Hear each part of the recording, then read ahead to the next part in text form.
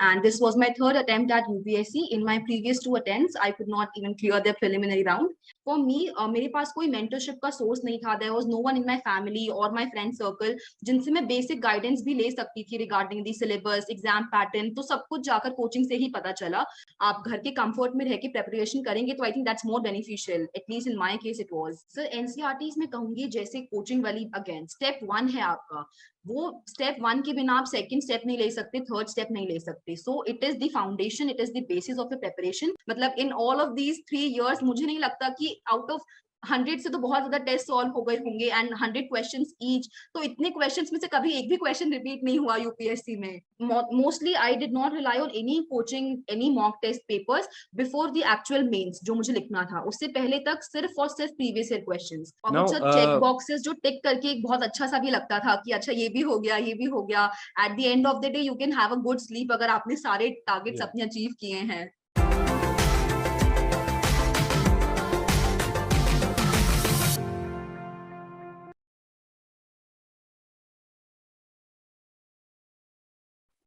Hello everyone, welcome to prep IAS. Prep IAS पे आप सबका स्वागत है. And today we have with us Mahak Jain, who has secured all India rank 17 in UPSC Civil Service Examination 2021. So welcome Mahak. Thank you so much, sir. And आज इनके साथ जो interaction होगा हमारा, इसमें हम जानने की कोशिश करेंगे कि what were the things that helped her clear this exam, and also we will take some inspiration from her journey. Like क्योंकि जो भी टॉपर स्टॉक होती हैं, सी आप लोग जो भी देखते हो on YouTube, right, you should have a very clear purpose कि we should learn something from that. We should learn what things and what elements in our strategy we could pick from there. So हम जो है general चीजों पे भी बात करेंगे, right, like general issues जो एस्पिरेंट्स को आता है बिगनिंग में, वेदर टू टेक कोचिंग और not, whether to go online और ऑफलाइन, इन पे भी बात करेंगे. एंड हम लोग जो है स्पेसिफिक इश्यूज जैसे what to do for prelims, like how to deal with mock test, how to do answer writing, इन सब पे भी जो है we will be discussing with Mahak. So Mahak, for the beginning, like आप अपने आप के बारे में थोड़ा बहुत बैकग्राउंड जो है, एजुकेशनल बैकग्राउंड, क्या आप हमारे ऑडियंस को इंट्रोड्यूस कर सकते हो? जी बिल्कुल sir. So sir, I have done my graduation in commerce from Hansraj college, Delhi university. I graduated in 2019 and then I opted for masters in public administration, which also happens to be my optional subject. And from 2019 to 2021 I was occupied with that from Jamia Millia Islamia. So this is it, and this was my third attempt at UPSC. In my previous two attempts I could not even clear the preliminary round, and this was my first mains, first interview and first rank. Now again definitely हम लोग उस चीज पे भी आएंगे, but मैं like you said कि आपका जो है मास्टर्स आपने जो है पब्लिक एडमिनिस्ट्रेशन में किया.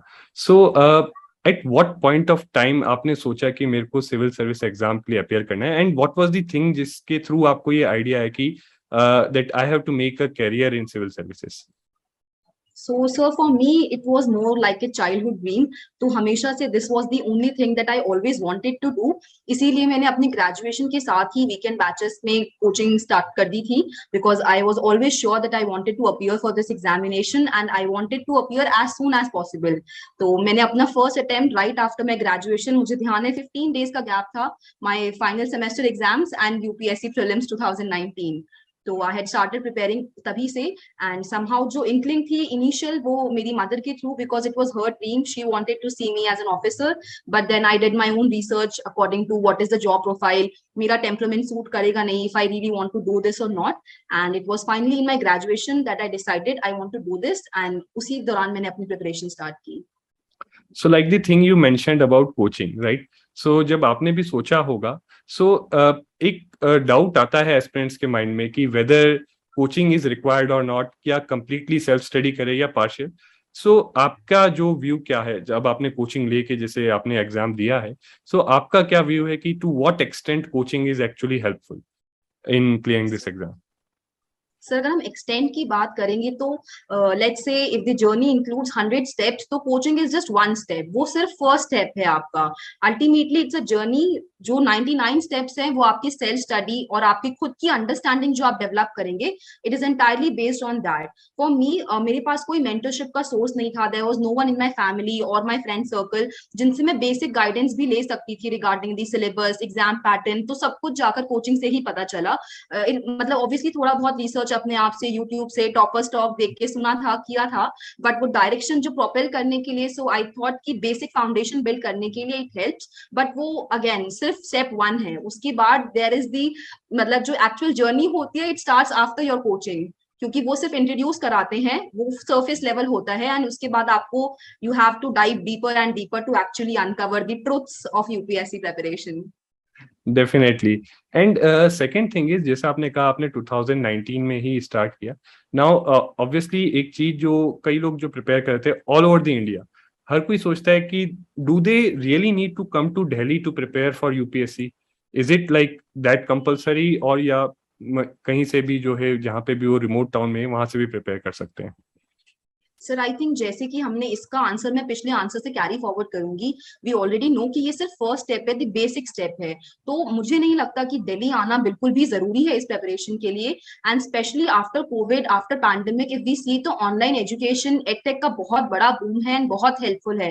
In fact I use to stay in NCR, so I always had access to Delhi, but मैं खुद भी अवॉइड करती थी because it use to save my time. तो मैंने खुद भी अपनी काफी preparation after the initial stage, mostly it was online based only. So I think Delhi वो आई थिंक प्री एक टेक्नोलॉजी एरा की बात है कि जब हमें फिजिकली प्रेजेंट होना जरूरी था, बट नाउ तो everything is available at the one click.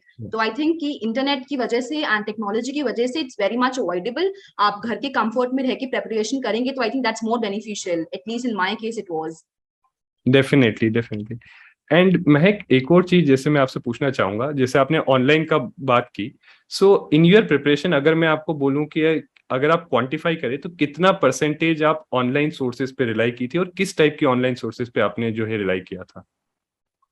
Sir अगर क्वांटिफिकेशन की बात है, then I would say around 40% online and 60% was traditional, जो हमारा फिजिकल रहता है। स्पेशली जी फर्स्ट स्टेप होता है न्यूज़पेपर, तो बहुत सारे बच्चों को न्यूज़पेपर में भी डिलेमा होता है। तो I use to prefer hard copy only, मैं द हिंदू रीड करती थी और फिजिकल पेपर ही प्रेफर करती थी रीड करना, बिकॉज वो थोड़ी एक फील आती है पेपर पढ़ने में जब आप लेकर बैठते हैं सुबह सुबह।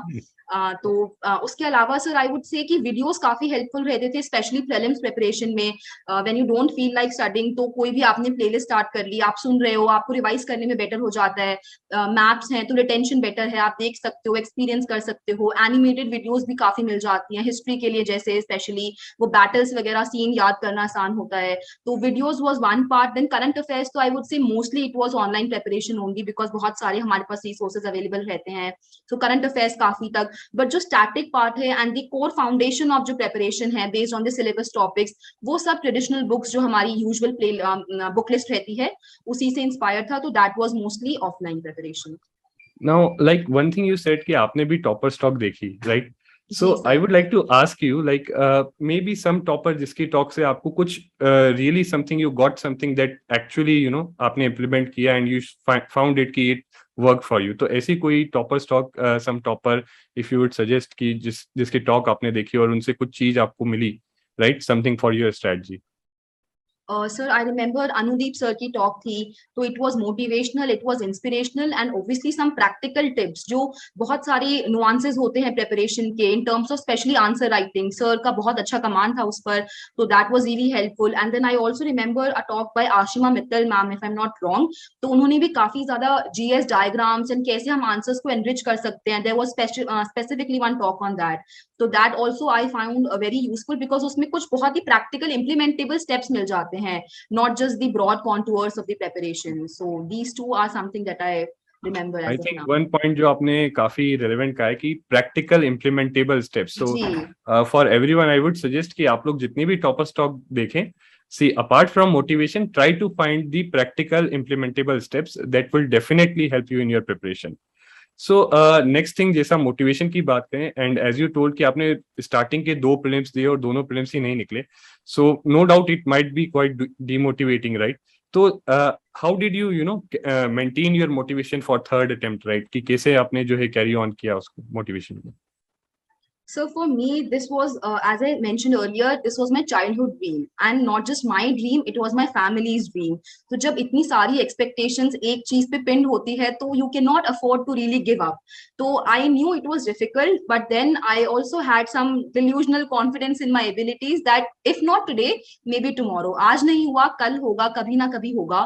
It is just about आपका time and आपका hard work. जब दोनों चीजें एक साथ मौजूद होंगी, तो आपको सक्सेस डेफिनेटली मिलेगी. एंड समहाउ फर्स्ट अटेम्प्ट में sir I was also kind of prepared for this failure, क्योंकि जस्ट आफ्टर ग्रेजुएशन था, तो मुझे पता था समहाउ कि मैंने उतनी, I have not given my 100% yet. But second जब प्रीलिम्स फेल हुआ, so that was the lowest point of my preparation, because उस टाइम तक मैंने वो हर चीज की थी जो मुझे लगता था कि मुझे करनी चाहिए एग्जाम के लिए. बट रिजल्ट तब भी सेम हुआ. In fact my scores dropped in the second prelims.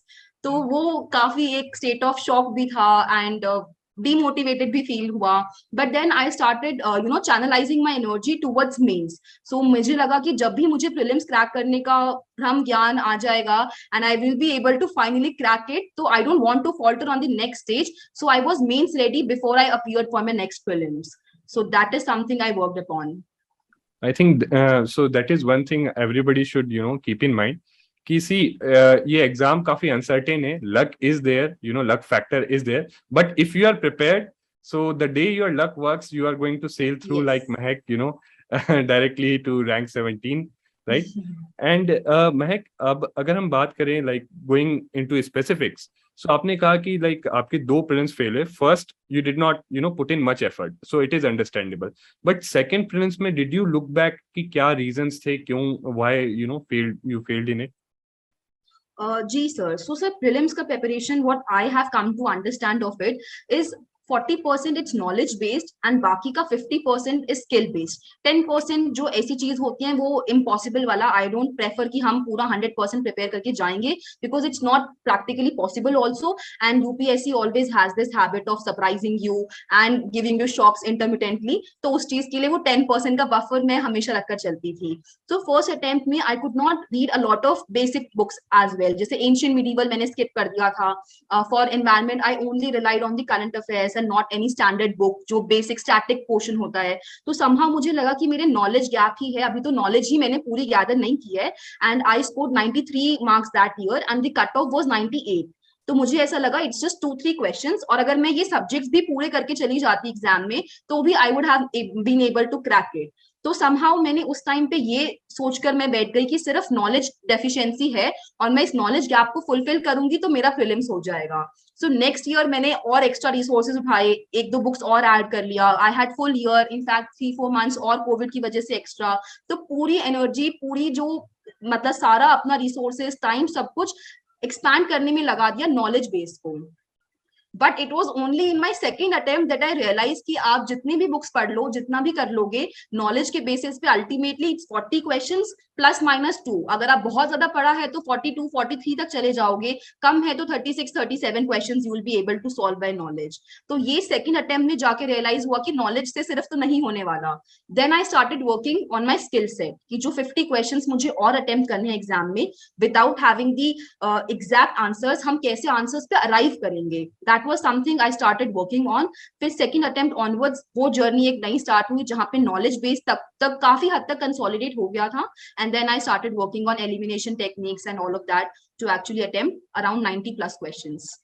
I think so. You rightly pointed out कि एक common misconception रहता है इस एग्जाम को लेके, that you have to read a lot about it, but again it is just more about कि जितना भी आपने पढ़ा है उसको कितने बेस्ट वे में आप अपनी नॉलेज को वहाँ अप्लाई कर सकते हो within that 2 hours, और अगर आप मेंस दे रहे हो तो within that 3 hours, right? So next, Mehak, like you talked about resources. So one of the resource जिसके बारे में काफी बात की जा रही है, that is NCERTs, right?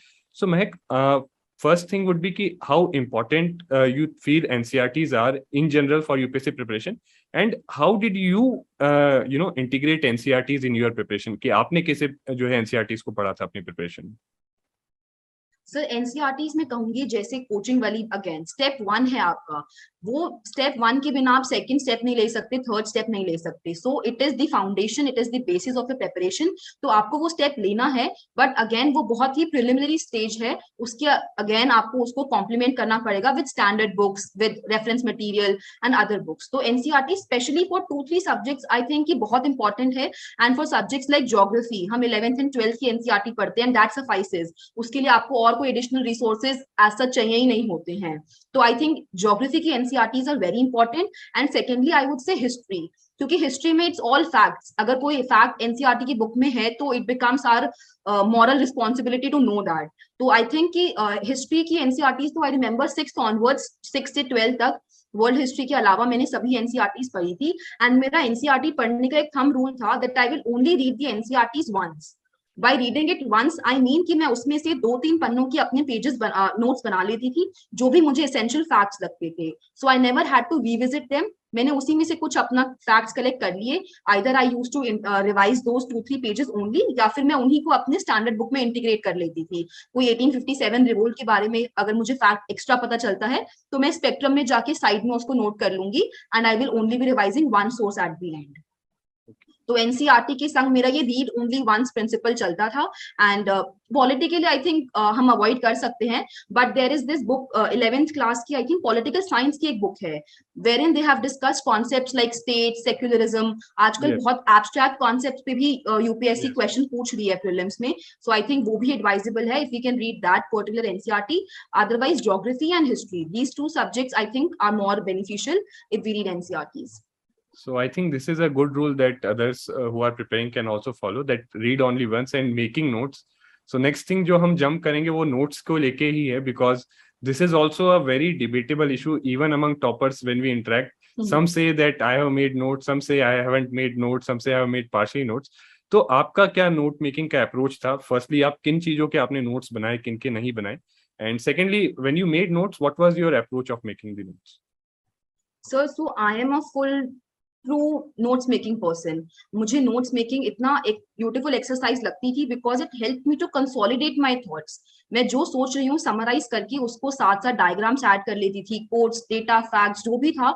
It was my one stop solution. And exam से पहले in between prelims and mains मैं सिर्फ उसी अपने सेट ऑफ नोट्स को 3-4 बार रिवाइज करती थी. सुबह एग्जाम से पहले भी उन्हीं नोट्स को रिवाइज करती थी. I was able to revise the entire GS syllabus in that 1 to 1.5 hour जो मुझे मिलता था एग्जाम से पहले. स्पेसिफिकली जो दोनों एग्जाम्स के बीच में जो गैप होता है उसमें again I used to revise the next paper. So notes making मेरी प्रेपरेशन का तो बहुत ही एक एसेंशियल हिस्सा रहा था.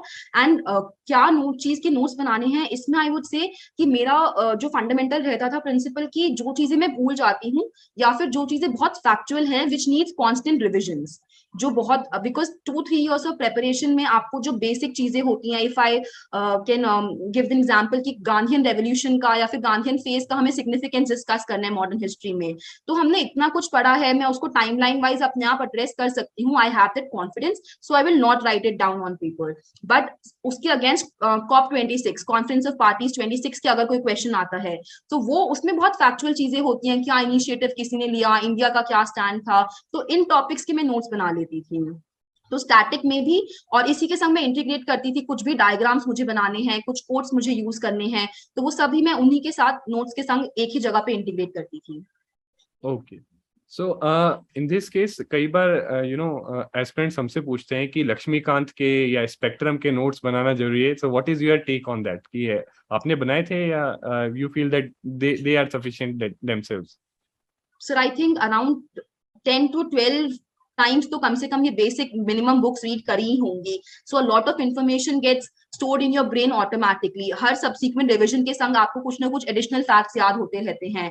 अगेन प्रिंसिपल यही रहता था कि अगर कोई चीजें भूल जाते हैं, जैसे एजेस होती हैं कि किसके लिए कितनी एज क्वालिफिकेशन है लक्ष्मीकांत में, तो मैं कंपैरेटिव एक टेबल बना लेती थी कि प्रेसिडेंट की इतनी है, लोकसभा मेंबर की इतनी है, राज्यसभा की इतनी है. तो वो फैक्चुअल पार्ट जो है अगेन वही मतलब बेसिक वही रहता था कि जो चीजें आप भूल जाते हो जस्ट नोट इट डाउन, ताकि आप उनको बार बार रिवाइज करोगे। प्रेसिडेंट के फीचर्स, उनके role responsibilities, that is easy to remember, वो आप रिकलेक्ट कर पाओगे ऑप्शंस देखकर। बट ये एज है क्योंकि 30, 35, 25 उसमें थोड़ा कॉन्फ्लिक्ट हो सकता है, तो वो मैं नोट कर लेती थी। तो यही प्रिंसिपल रहता था। जैसे मूवमेंट्स होते हैं, सोशल रिलीजियस रिफॉर्म मूवमेंट्स हैं हिस्ट्री में, वो मैं भूल जाती थी। ट्राइबल रिवोल्ट्स में भूल जाती थी।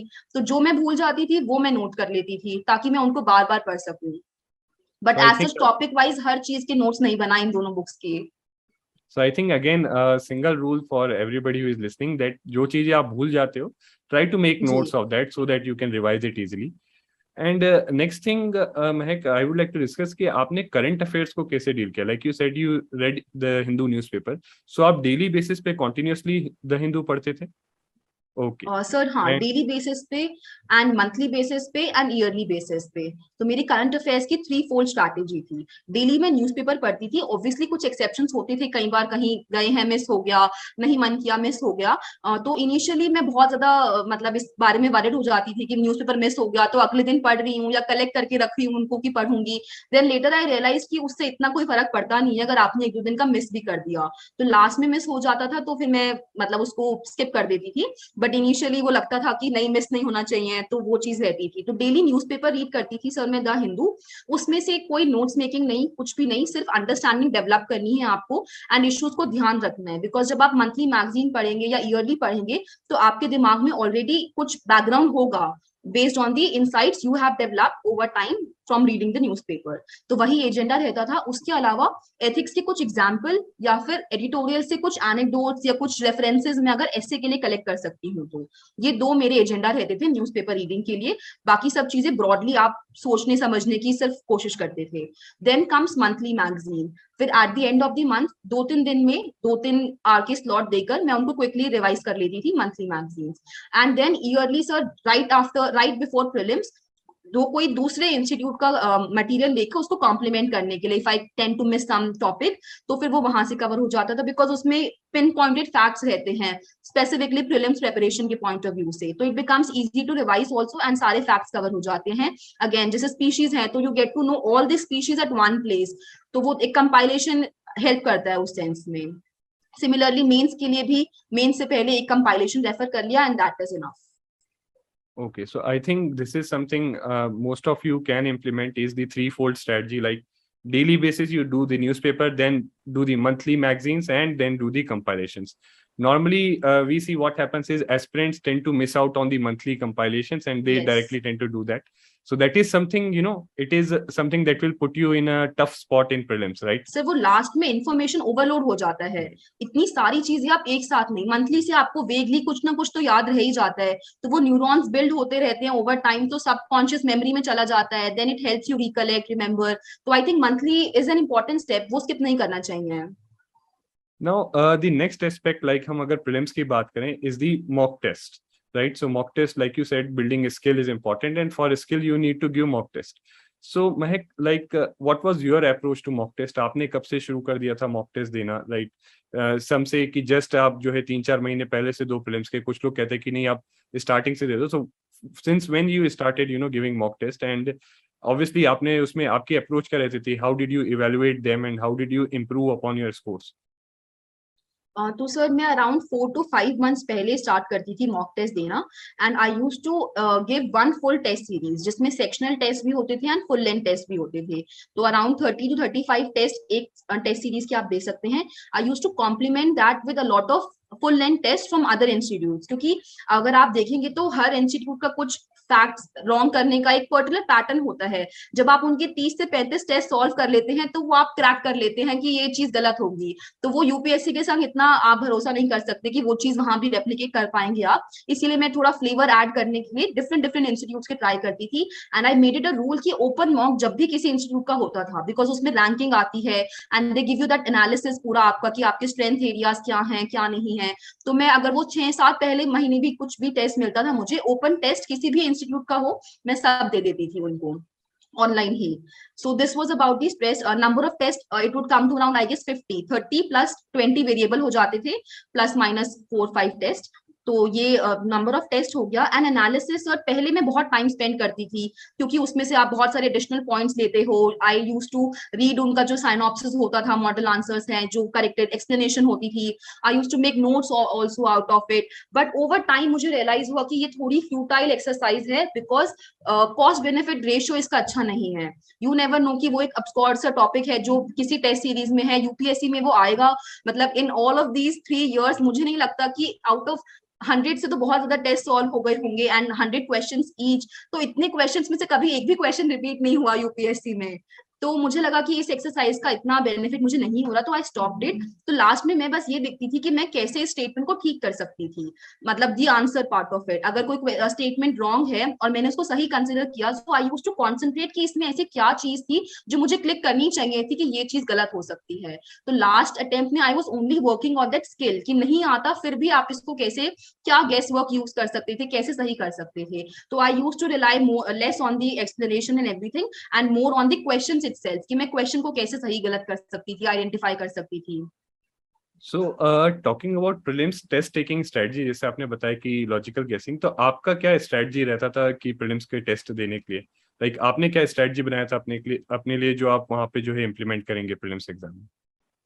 सर सबसे पहले तो एक स्वीट स्पॉट फाइंड आउट करना बहुत जरूरी है कि कौन सा ऐसा वो मैजिकल नंबर है जिसको अटेम्प्ट करने से आपके मैक्सिमम मार्क्स आते हैं। तो I use to decide that कि 80 to 100 पहले मेरा ब्रॉड रेंज था कि कितना कलेक्ट करना है। Ultimately I narrowed it down to 90 questions plus minus 3 questions जो मैं अटेम्प्ट करके आऊंगी एक्चुअल एग्जाम में। एंड आई रिमेंबर मैंने एक्जैक्टली 93 क्वेश्चंस अटेम्प्ट किए थे इन माई 2021 अटेम्प्ट। तो मुझे ऐसा लगता था कि क्योंकि एक्यूरेसी इतनी हाई नहीं थी, तो I need to increase the number of attempts ताकि आप एक सेफ मार्जिन से क्लियर कर सकें प्रीलिम्स को। तो दिस वाज समथिंग जो मैंने डिस्कवर किया while doing the test. And another strategy जो राउंड्स वाली स्ट्रैटेजी होती है, बोरोड फ्रॉम टॉपर्स ओनली, कि पहले आप शॉर्ट शॉर्ट क्वेश्चंस कर लीजिए। बट उसमें भी पहले मैं 3 राउंड्स में करती थी, बट फिर मुझे रियलाइज हुआ कि अल्टीमेटली मैंने डिसाइड तो कर ही लिया है नंबर ऑलरेडी कि मुझे 90 के तक रीच करना ही है। तो जब आप एक ही क्वेश्चन को 3 बारी पढ़ के सॉल्व कर रहे हैं, तो 3 रैंडम थॉट्स आते हैं। 3 मतलब मुझे लगता था उससे कंफ्यूजन मेरी बढ़ जाती थी। तो मैं पहले राउंड में अराउंड 40 क्वेश्चंस करके, and then I use to try कि मोस्टली अब आप नेक्स्ट राउंड में फिर से 40 क्वेश्चंस तक मार्क कर दो। So you are only spending the last half an hour in those 20 minutes in on those 20 questions, जिनको आपको सिर्फ बार बार सिर्फ उन्हीं क्वेश्चन को देख के डिसाइड करना है कि कौन सा छोड़ना है एंड कौन सा अटेम्प्ट करना है। सो ये round strategy, number of attempts, and in terms of preferences तो सर वही रहता था कि कोई भी सब्जेक्ट हो, बस आपको आता है क्वेश्चन तो short short. And also related question है कि मार्क कैसे करना है, बबल कैसे करना है ओएमआर में। Yeah. तो जो शॉर्ट शॉर्ट क्वेश्चंस हैं वो मैं साथ साथ करती रहती थी, एंड बाकी जो क्वेश्चंस होते थे वो मैं एक पेज के क्वेश्चन सॉल्व करके फिर उनको मार्क करती थी, बिकॉज अगर कोई सेकंड थॉट है, कोई डिसीजन लेने में प्रॉब्लम है, तो I can revisit it one more before finally marking the bubble. So definitely, and for others also, we would recommend कि आप toppers की strategy देखिए and take that strategy, but also fine tune it to yourself, right? So it is Yes. important that you fine tune things to your according to your need. Now, next thing, let's coming on to the mains. Like you said, you after your failure in second prelims, you focused on mains, right? So, like, how did you go about it? आपका mains की तैयारी करने के लिए क्या आपने plan बनाया, क्या अप्रोच रखा? सर जो 2020 का प्रीलिम्स का फेलियर था, उसके बाद अराउंड 2 मंथ्स का हमें टाइम मिलता है मेंस के लिए। सो आई डिसाइडेड कि आई विल राइट मेंस, अगर वहां पर नहीं तो अपने आप से लिखूंगी। So I partnered with a friend of mine, उनका लास्ट अटेम्प्ट था, it was his 6th attempt, and उनकी एज लिमिट भी लास्ट थी। तो he was very dedicated and he was very passionate about his last attempt, क्योंकि उनको था कि I want to give it all.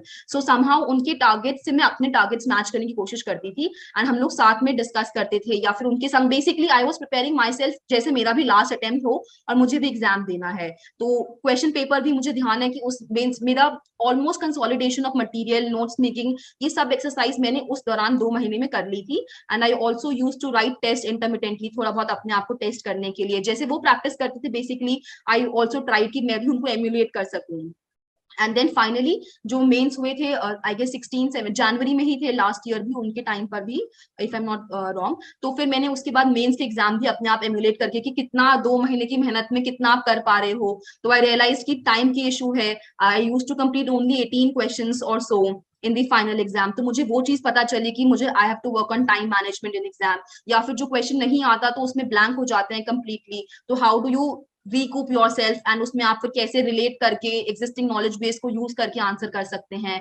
तो ऐसे कुछ कुछ मुझे लर्निंग्स वहां से मिली जो मेरे को वीक स्पॉट्स अपने आइडेंटिफाई हुए। एंड देन वो जो इंटरमिटेंट पीरियड था 6 months का, उसमें I try to work on those things and also prelims की प्रिपरेशन साथ साथ कॉम्प्लीमेंट की। So I think this is one very important thing. और like इस बार भी जब prelims हुआ था, so lot of aspirants after result came to us when they were not able to clear, right? And many times what happens is they tend to waste their time after, you know, 1-2 महीना वो लोग waste करते. But this is something that you should learn from Mehak, that see eventually अगर आपको exam clear करना है आज नहीं तो कल, तो आपको मेंस तो देना ही है.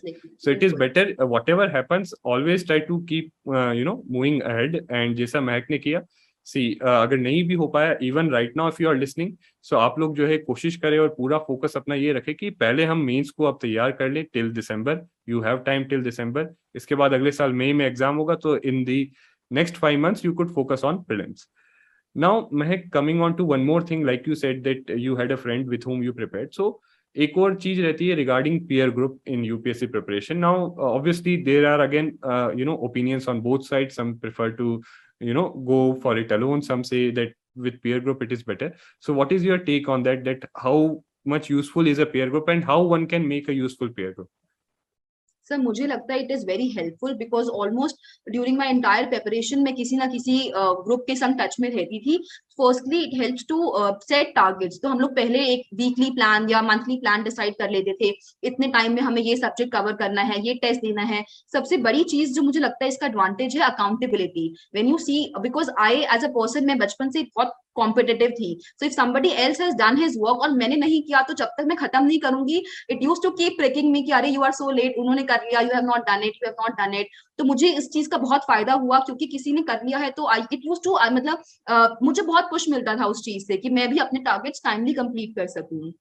सेकेंडली सर, जैसे आंसर राइटिंग है, तो we use to decide a similar set of questions जो हम प्रैक्टिस कर रहे हैं from the previous year questions. तो एक ही क्वेश्चन पे आपको 3 लोगों के डिफरेंट आंसर्स मिल जाते हैं बिकॉज मॉडल आंसर्स इतने रिलायबल भी नहीं होते एंड इजीली अवेलेबल भी नहीं है. तो आप 3 आंसर्स को कंबाइन करके तो एटलीस्ट एक मॉडल आंसर ऑफ सॉर्ट्स पे अराइव कर ही सकते हैं.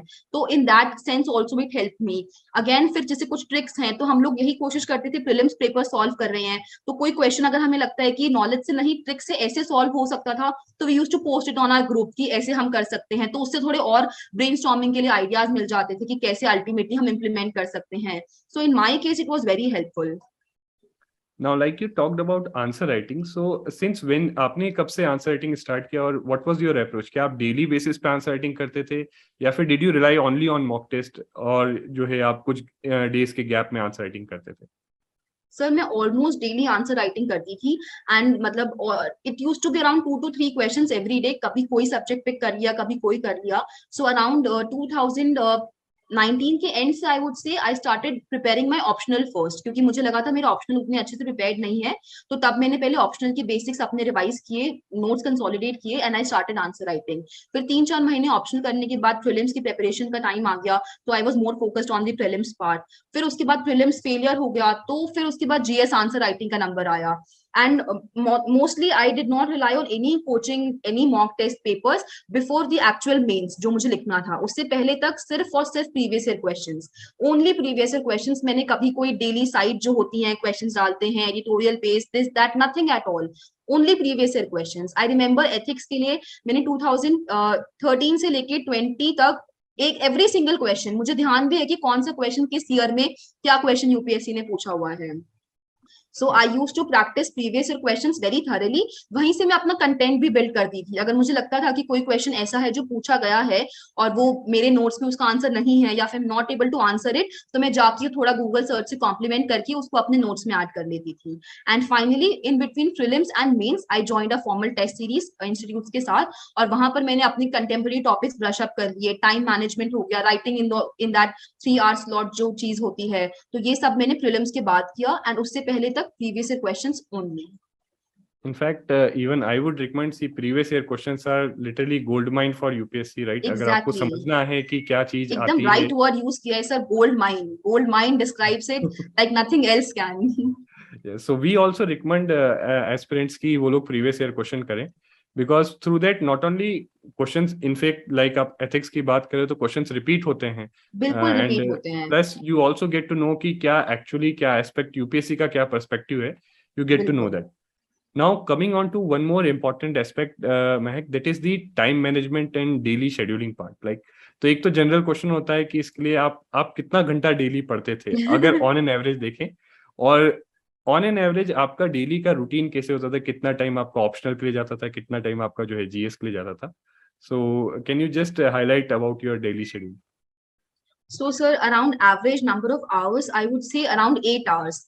8 hours plus minus 2. कभी अच्छा मन कर रहा है तो 10 तक चला गया, नहीं मन है तो I use to make it a point कि एटलीस्ट अराउंड 6 hours तो हम पढ़ ही रहे हैं, इवन इफ मन नहीं भी कर रहा पढ़ने का. एंड ऑब्वियसली अराउंड जब एग्जाम्स पास होते हैं तो वो स्पाइरल हो जाता है time to 12 to 14 hours as well, because फिर टाइम कम है तो उस हिसाब से आपको नंबर ऑफ आवर्स इंक्रीज करने पड़ते हैं. एंड जो ब्रेकअप रहता था सर इनका around 3 hours to optional, 2 to 3 hours to optional, 2 to 3 hours to GS, 1 hour of I would say current affairs, newspaper and all of that miscellaneous thing, and 1 hour आपका answer writing और उस पे reflect करने के लिए questions, आप previous questions देखोगे, समझोगे, लिखोगे, then you discuss it with the friends. तो अराउंड 8 hours का मेरा ये ब्रेकअप रहता था broadly. And apart from this, Meg, did you also make a overall plan ki say in this many months I would cover this much portion of syllabus, in this many months I would revise? So ऐसा कुछ आपने plan बनाया? And if you had made such a plan, can you share with us?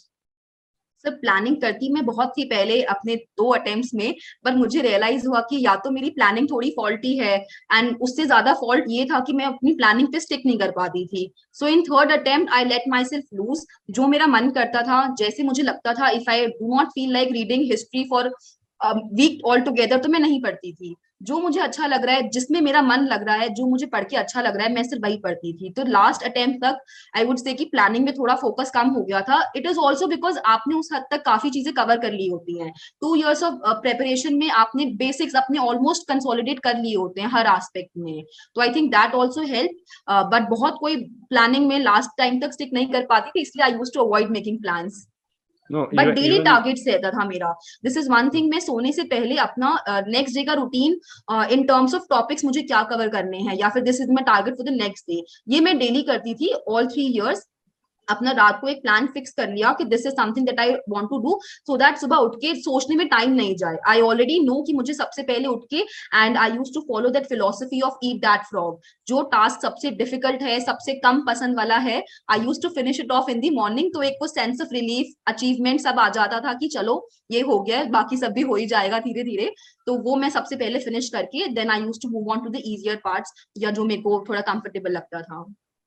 definitely daily targets is something that everyone should have, because it is what pushes you to put in more and more effort. When you know how much you have to cover, then you start putting in more effort. और Now, कुछ check boxes जो टिक करके एक बहुत अच्छा सा भी लगता था कि अच्छा ये भी हो गया, ये भी हो गया. At the end of the day you can have a good sleep अगर आपने सारे टारगेट्स अपने अचीव किए हैं. Definitely. In fact, we have also seen that कई बार जो लोग इस अप्रोच को फॉलो करते हैं उनका मोटिवेशन लेवल भी हाई रहता है normally, Yes. because then they know that they are doing something on a daily basis towards their goal, right? Now एक और चीज है महक, like आपने जैसे बताया कि initial 2 attempts you were not able to clear prelims, right? So कभी आपके दिमाग में प्लान बी के बारे में आया या नहीं आया ऐसा कुछ, and if आया तो क्या था, क्या आपने प्लान बी सोचा था? सर प्लान बी मेरे दिमाग में पहले अटेम्प्ट देने से पहले से ही था, because I know the nature of this exam. And सबसे बड़ी जो मुझे चीज लगती है, प्लान बी से आपको कॉन्फिडेंस आता है. अदरवाइज आप एक पूरी अपनी एनर्जी, पूरी आपकी लाइफ जो होती है वो एक एग्जाम के अराउंड सेंटर करने लग जाती है, which I think is not a very good reason, which is not a very good thing, because उससे बहुत ज्यादा एक्सपेक्टेशंस हो जाती है. And then when your dreams आप फुलफिल नहीं कर पाते हो, तो वो gloominess, depression and all of this accompanies it. तो मुझे लगता है कि मैंने पहले दिन से ही डिसाइड किया था, I had this cut off 3 attempts कि 3 अटेम्प्ट्स तक मैं पूरा फुल फोकस दूंगी, एंड उसके बाद if it's not possible for me to crack the examination तो मैं कुछ ऑल्टरनेट व्यूज अपने देखूंगी, एम्प्लॉयमेंट अपॉर्चुनिटीज. बट उससे पहले ही आई डिसाइडेड कि मुझे somehow I wanted to stay as close to the field of administration as possible, क्योंकि मुझे अपना मेरा इंटरेस्ट वहीं लाई करता था. So I decided to go for a master's degree in that particular discipline, and I also qualified for NET JRF. तो मेरा assistant professor का एक बैकअप ऑप्शन था. And I also had plan, अगर ये अटेम्प्ट नहीं होता तो probably I would have been doing my PhD right now in public administration itself, because I wanted to work with think tanks, international organizations, and contribute towards policy making. So definitely, while being optimistic, हमें थोड़ा realistic भी Yes. होना चाहिए, and we should take बिल्कुल. into account the uncertainty of the exam. But still, it is important कि जो भी लोग इस एग्जाम को देने के लिए सोच रहे हैं, at least give 2-3 attempts with in a dedicated manner to this Yes. exam. Now, अगर मैं आपसे हाइंडसाइट में पूछूं, अब जब आपने क्लियर कर लिया एग्जाम, कि आपको कौन सा स्टेज सबसे टफ लगा इस एग्जाम का, so what would be your view? Sir, I think prelims is the toughest, and then comes mains, and then the interview. एक तो interview का बहुत कम final marks में जो list होती है उसमें बहुत कम percentage share होता है, so that is one reason. Plus वो एक candid conversation होती है, आपका मोरल भी थोड़ा boosted होता है, आप अभी मेंस क्लियर करके आए हो तो वो conversation करने के लिए excited भी होते हो, confident भी होते हो. And prelims because rejection rate बहुत ज्यादा high है, वहां पर तो 99% chances हैं that you will fail the prelims exam. So I think वो toughest exam है in terms of unpredictability also and rejection rate. Mains becomes थोड़ा सा predictable in terms of previous year questions से काफी themes repeat होती हैं, current affairs के काफी सारे आपको important questions एक्चुअली एग्जाम में दिख जाते हैं, तो थोड़ा सा सेंस ऑफ एक रिकॉग्नाइज करने लगते हो कि हाँ अच्छा ये क्वेश्चन पूछा है तो कहीं पढ़ा था. But if they ask about elephant grass in prelims तो वो मुझे नहीं लगता कि आपने कभी देखा सुना होगा. तो I think prelims is toughest. And now the second last question is this कि अगर आपसे if I ask you like in hindsight, अगर आपको क्या लगता है कि क्या चीजें, क्या factors थे, अगर 2 or 3 important things if I ask you, which helped you, which were most vital things which helped you in clearing this exam, so what were such 2 or 3 things जो आपको लगती है? सर आई थिंक जो सबसे important चीज first है वो syllabus है, because that is where you start your preparation from. तो मेरे पास हर सिलेबस पॉइंटर्स के लिए एक डेडिकेटेड सेट ऑफ नोट्स था. If a topic is mentioned in the, जैसे एक GS2 का टॉपिक मेंशन है comparison of Indian constitution with other constitutions of the world, and if हम देखेंगे तो हर साल एक ना एक क्वेश्चन इस थीम के ऊपर आता है. इस बार भी था right to equality, India versus US वाला क्वेश्चन. तो आई थिंक इसी तरह से मैंने प्रिपेयर किए थे अपने नोट्स. तो सिलेबस के अकॉर्डिंगली नोट प्रिपेयर करना, that I would say was the first pillar of my preparation. Second is previous year questions, क्योंकि जो syllabus है वो थोड़ा broad and vague है, उसके अराउंड आपको कुछ बाउंड्रीज ड्रॉ करनी पड़ेंगी. अगर पार्लियामेंट लिखा है तो पार्लियामेंट तो एंडलेस टॉपिक है अपने आप में, उसमें बहुत सारे सब टॉपिक्स हो सकते हैं. तो हमें क्या क्या चीजें एक्चुअली कवर करनी है उस टॉपिक के अंडर, वो हम प्रीवियस ईयर क्वेश्चन से मैप करते हैं. I use to define the topic in terms of थोड़े सब टॉपिक्स उसके लिस्ट कर लिए from the previous year questions. So I think second important pillar is previous year question से boundaries define करनी, limit करना अपने आप को, otherwise the preparation can go on and on and on. And third I would say कि जो आपने insights अपनी gather की हैं उनको actually test करना, which is वेरी इंपॉर्टेंट, क्योंकि सिर्फ गेन करते रहेंगे उसको अप्लाई नहीं करेंगे नॉलेज को, तो there is no benefit of it. तो उसके लिए मॉक टेस्ट भी कम्स हैंडी, क्योंकि प्रीवियस क्वेश्चंस तो आप आ ही चुके हैं, रिपीट होने का चांस है, but you also need some new set of question जिसपे आप प्रैक्टिस कर सकते हैं, अपनी जो स्किल्स और नॉलेज आपने एक्वायर की है उनको एक्चुअली यूज करके देख सकते हैं. And lastly, Mehak, so lot of aspirants, they would be watching this and वो लोग prepare भी कर रहे होंगे अभी, and some would be at the starting stage, some would be maybe 1 or 2 attempts उन्होंने दिए होंगे. So any message for them from your side to motivate them or to inspire them? So my message would be that success is not final, failure is not fatal, it is the courage to continue that counts. अगर हमें लगता है कि अब हम इस stage पर आ चुके हैं, so I think this is the beginning of a new journey. Exam clear करना is not the be all and end all of everything. आप इतनी मेहनत कर कर आते हैं, अब ये लगता है कि मतलब it just passes in a flash. आपने कर लिया इयर्स ऑफ मेहनत एंड एक दिन में, एक मिनट में आपका रिजल्ट आपके सामने आ जाता है. तो सक्सेस फाइनल कभी भी नहीं होती है. You have to keep moving and keep striving for more and more, achieving greater milestones in your life. Similarly failure is not fatal. अगर आप फेल होते हैं that is also not fatal, because आपको उसके आगे फिर से अपने आप को वापस दौड़ में शामिल होना है, फिर से भागना है till you achieve it. And it is the courage and I think उसके अलावा तो कुछ भी आपके पास ऑप्शन है नहीं. That is your most important weapon in the Arsenal, जिसके थ्रू आप लाइफ के चैलेंजेस भी फेस कर सकते हैं एंड ऑब्वियसली इस एग्जाम को भी क्रैक कर सकते हैं.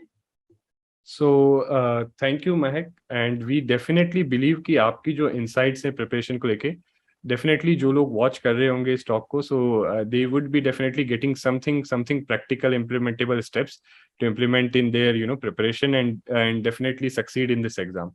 So thank you very much, Mehak, for taking you out so your much. valuable time. Thank you. Thank you, sir.